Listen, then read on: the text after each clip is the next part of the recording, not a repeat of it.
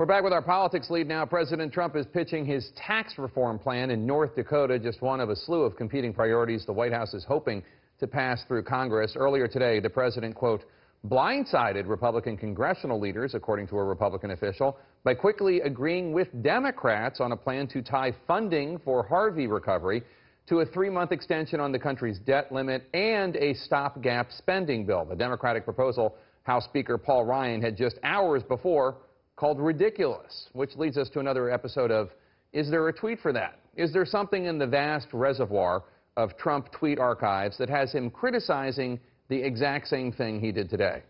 You already know the answer. Here's Donald Trump in 2013. Quote, the worst negotiators in history, otherwise known as Republicans, have just offered to suspend debt ceiling for 4 months. Pathetic. CNN White House correspondent Sarah Murray has more on a move that blindsided the president's own party in Congress. We have a lot to discuss, including the fact that there's a new and seems to be record-breaking hurricane heading right toward Florida and Puerto Rico. With another hurricane bearing down on the U.S., President Trump is reaching across the aisle to prove he can strike a deal on disaster relief for Hurricane Harvey and avoid a fiscal crisis. We essentially came to a deal, and I think the deal will be very good. We had a very, very cordial and professional meeting. Trump siding with Democrats today. We had a very good meeting with Nancy Pelosi and Chuck Schumer. And ignoring the protests of GOP leaders and Treasury Secretary Steve Mnuchin as he threw his support behind bundling Harvey disaster relief with a 3-month proposal to raise the debt limit and a 3-month stopgap spending bill. Everyone is in favor, obviously, of taking care of that situation, so we all very much agree. Trump confirmed the deal just hours after House Speaker Paul Ryan panned the Democrats' proposal on the Hill. I think that's ridiculous and disgraceful that they want to play politics with the debt ceiling at this moment. Trump's move comes on the heels of a meeting with top congressional leaders at the White House on a day when Democrats had been fiercely critical of the president in the wake of his decision to end the so-called DACA program. The president's decision to end DACA was heartless and it was brainless. Hours after the Trump administration announced it was ending a program that protected young people from deportation if they were brought to the U.S. illegally as children, Trump appeared to be looking for some wiggle room, tweeting, Congress now has 6 months to legalize DACA. If they can't, I will revisit this issue. Today, Trump insisted he wasn't muddying the waters. No mixed signal at all.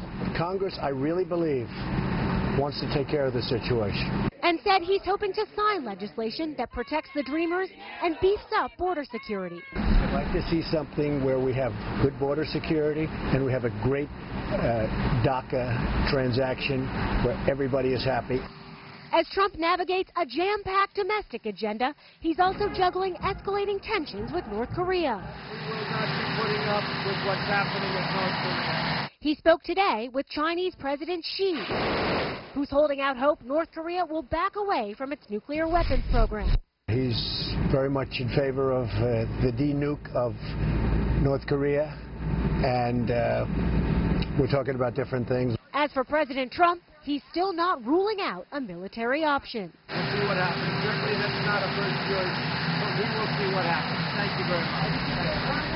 Now, the president was speaking in North Dakota. He referred back to that meeting he had with congressional leaders earlier today and insisted that everyone left happy, not too happy, because you can never be too happy in those scenarios, but insisting that both Republicans and Democrats are fine with that deal. Trump was in North Dakota to sell tax reform. We'll see how eager Republicans are to work with him after the stunt he pulled at the White House today. Jake? All right, Sarah Murray at the White House. Let's talk about the president agreeing with congressional Democrats on how to move forward with our panel. Kevin, Paul Ryan this morning called the Democrats' plan to tie these votes together ridiculous and disgraceful. Fast forward a few hours, President Trump says, deal.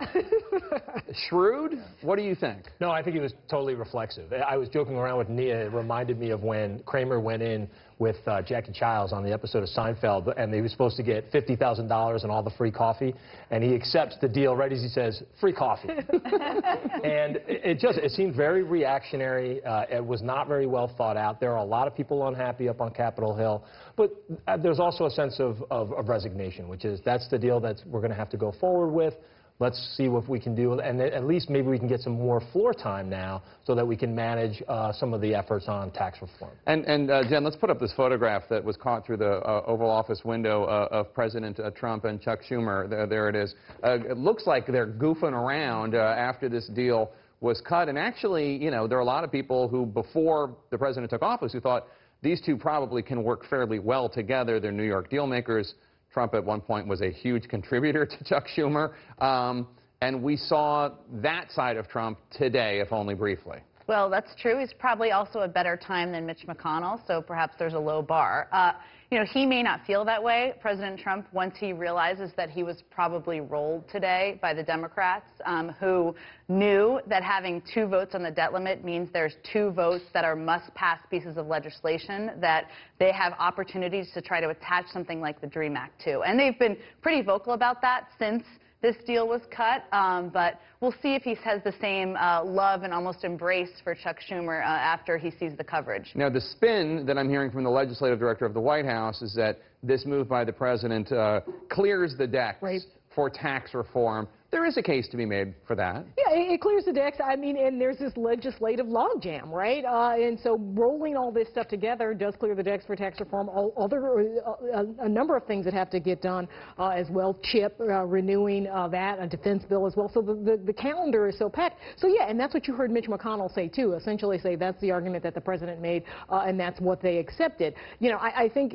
some Republicans who I've talked to said this is basically emblematic of the president's distaste for Mitch McConnell and Paul Ryan. He essentially went into the Oval Office and kicked them in the gut. And Mitch McConnell in some ways looked like that when he was talking today, like this was something that was very surprising to him. And so here he is now, not only cutting this deal immediately with Democrats, but then flying off to North Dakota with Heidi Heitkamp and seeming to suggest that this might be sort of a new strategy, cutting deals with Democrats, perhaps on DACA as well. So, I mean, we'll see if this is a new strategy from this president. But Republicans I talked to certainly not happy about it. All right, everyone.